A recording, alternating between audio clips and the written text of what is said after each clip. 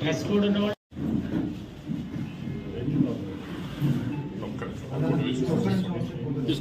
ఒక్క ఫోటో తీసుకో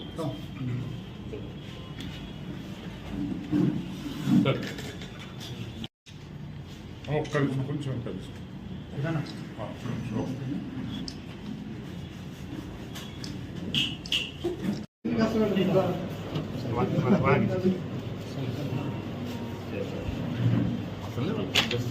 డీటెయిల్స్ రాసుకోండి.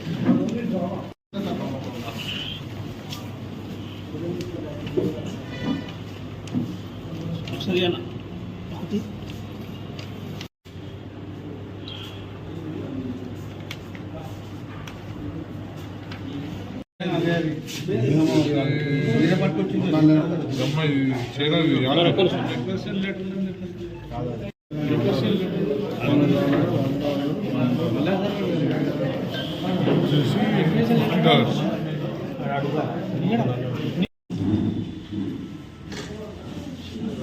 అమీన్పూర్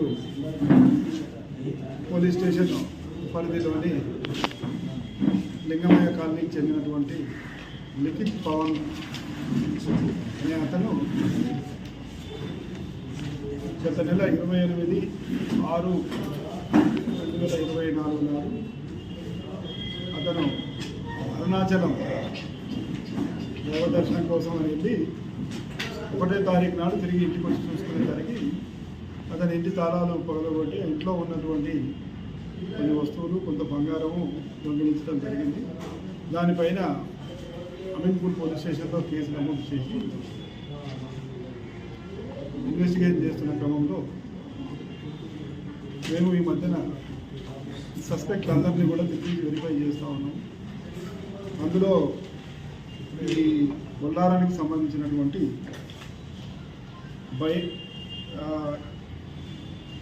ఇరగజిండ్ల రవి మరియు దాసరి సోమశేఖర్ అనే ఇద్దరు వాళ్ళు కూడా ఇంతకుముందు పాత నేరస్తులు.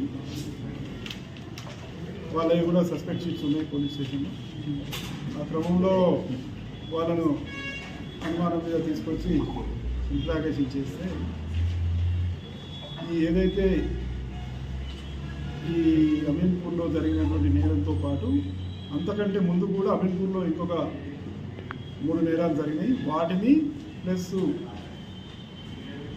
బొల్లారంలో జరిగినటువంటి 2 నేరాలు మరియు దిండిగల్లో ఒక 2 నేరాలు చేసినట్టు ఒప్పుకున్నారు.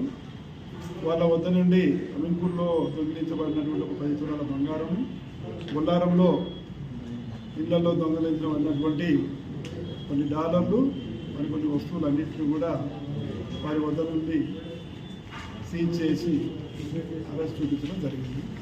వాళ్ళని ఈరోజు రిమాండ్కి పంపిస్తారు. ఇంతకుముందు వెళ్ళారు పాత నేరస్తులు, సస్పెక్ట్ ఉంది, వీళ్ళు పాత నేరస్తులు ఇంతకుముందు కూడా జైలుకి వెళ్ళారు. మీద ఇంతకుముందు 3 కేసెస్ లాగా అరెస్ట్ చేసి